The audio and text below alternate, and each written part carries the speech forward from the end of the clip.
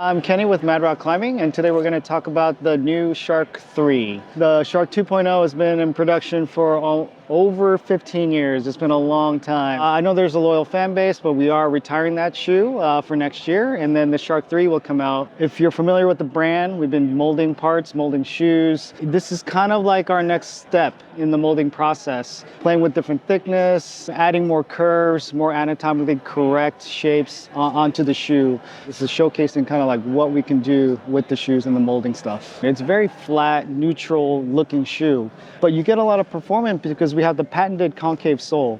So you have this like pretty neutral angle, but because there's the concave sole, you can curl your toes. It fills the dead space. So there's no dead space where you're in that aggressive position, and you have things you can pull with in every direction. This concave sole also gives you structure, which means it gives you more power. Without having to put a stiff midsole in there, this shape gives you that power because it's resisting that urge to, like turn at that angle. We've done a new innovative closure system where the elastic edge is actually hidden underneath. So if you look closely here, you can see that the elastic is actually inside and sandwiched between the fabric and the tongue material. So it slides open. And then because we have that fabric on top, you can cover that with rubber. This probably is going to be the best toe hooking shoe in our lineup. Typically speaking, more neutral shoes have a better toe hooking angle. And especially with these knuckle bumps that we've added here, the profile of the shoe just makes it more conducive to toe hooking overall. And with this much coverage, you can put a pretty deep toe hook and be confident that it'll be hitting rubber instead of, webbing or nylon tongue or stretchy tongue material. I think that's a huge advantage. In traditionally made shoes, like you have to tension ran rubber to get some power and to get rid of that dead space in the toe box. And typically what brands will do is they'll use like softer, stretchier rubber in the toe ran, maybe even thinner as well, to accommodate for those toe knuckles. And that's why I think a lot of people associate with pain, aggressive shoes. It's literally like pressing down onto the top of your toes and creating that pressure. With this, like we can control that power that you get by molding it into the shape of the shoe. You get that aggressive position, but we give you the volume needed where your knuckles can go somewhere. But some people would say, well, then you're losing power because you lose tension. But we control that tension with how thick the ran rubber is. There's no midsole, there's no nothing, it's just rubber and fabric underneath here, but it's quite sturdy, which means that even though it's not tension, there's enough structure and power there where you can get the same performance without having to tension the shoe. That comes from molding, and I think that's the future. If you can mold it into a shape that gives you that performance, that's better than tensioning sometimes to get that performance. Split sole. So you do get some good midfoot flexibility. There's only a midsole right at the big toe. You can almost see a slight outline, but that's just to give you some support in your big toe.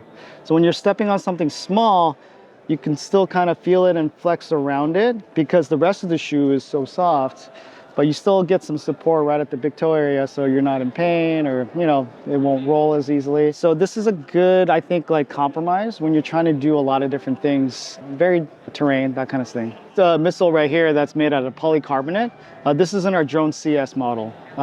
So what we did for the Shark is that we literally took this almost the same shape, but we actually only gave you like about this much. So you're only seeing about that much in the Shark. But it's a little tricky because it's not actually, the midsole's not the only thing giving the shoe power. Like I said, you have to go back to the molding, the thickness of the rand, it's got some structure. So even though the bottom of the shoe may be super soft, because the top of the shoes has some structure, you get this weird, it's sensitive but powerful at the same time. It's always this like hybrid with the Shark. This is the one molded piece. We've gotten even more aggressive with the concave shape. It's more ergonomic, fitting more varied feet. And what's also nice for this shoe is that it's very thickness everywhere. So right at the tip, you get a lot of rubber for durability and for power. But in the center, and let's say toward the back, it's very, very thin, almost like 2 mil thick. That's where you get some flexibility. And what's really cool about this piece also is that it's the first time we're doing 2 different rubbers on one mold. Also, part of this one-piece mold is science friction, or normal science friction rubber, whereas the top half is gonna be our new extreme friction rubber.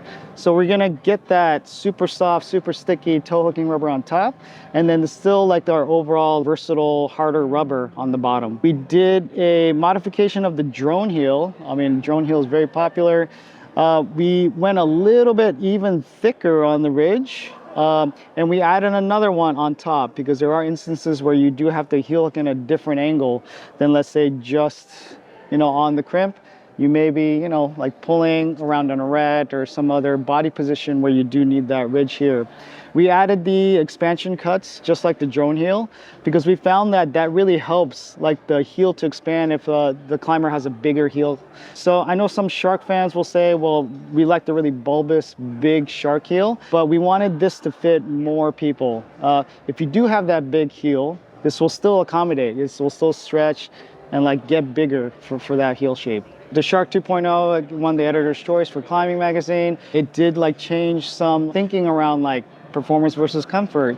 Maybe, shoes don't have to be so aggressive and downturned to get that performance. We played a lot with like toe placement. Of course, this is an asymmetric shoe that has a slight banana shape, but it's not so crazy like the other softer slipper type of shoe where you get that, cambered fit. But when you do put this shoe down on the ground, you'll see that the inside edge is actually touching the table.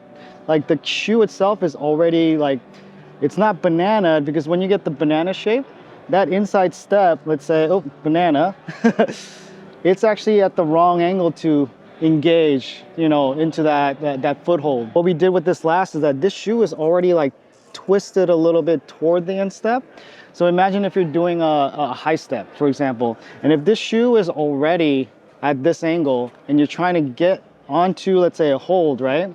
You have to turn your body and foot even more to engage that foothold. This one is already twisted toward that aggressive position, so you don't have to engage as much to get that purchase. So we're playing a lot of different tricks with the molding, with the shape of everything to give you that advantage without having to really be aggressive. Like it's those slight angles that people start to realize, oh wait, this shoe is actually grabbing better, or it's performing better than other shoes. It's the little details that people don't see that we put into our shoes that make it what they are. Obviously, you have the single strap, traditional hook and loop closure. That's gonna help you kind of like finish off. But we have this elastic sock-like liner that helps keep pressure on the top of your foot. Makes it really nice against the skin as well. But the third piece is that sliding elastic piece here, where it's sewn in and underneath this rubber and fabric. So there's 3 different things to give you that glove-like fit. And to make sure that the shoe can expand so your foot can get in and then it still feels like a tight-fitting shoe. Should cover 3 to, we're hoping 14. For performance shoes, it's really hard to commit to getting into the bigger size ranges. There's not a lot of demand. It is growing, but we seem to see a lot of demand at 14. Before it was 13 was the highest ever, but now 14 is pretty regularly requested. Probably will go into the 15s. We do have shoes in our lineup that regularly go up to 15 and some that go even up to 16. But with performance shoes and having to pay for like another mold set for those sizes, it can get quite expensive. So if there's enough demand, we'll probably create a bigger size mold, but we're gonna stick with 3 to probably 14, I hope. So February, March 2024. We didn't change the price. So it should be the same price as the Shark 2.0, which is, I believe, is $129. I'll have to look at the phone, but I believe that's $129 for the Shark. It will remain $129, at least in the US market, for the Shark 3 as well. What we've done with the molding technology, there is a heavy initial investment into this technology and to create those molds.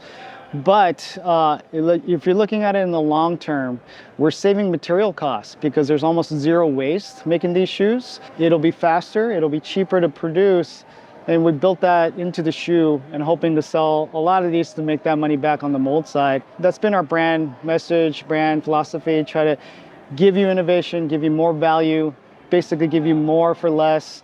And I don't think we're gonna change any of that. Like, we probably could charge more. This is new tech. This is a new shoe. That's probably the most sophisticated one out there, but we want to be able to offer it at an accessible price. So the Shark is going to be probably our like widest shoe or like highest volume shoe that we have in our lineup. But we will also do an LV version as well next year. So where we're going to put this in terms of fit is that this will be the widest, most voluminous like performance shoe we have. And then the LV version is almost like our drone HV.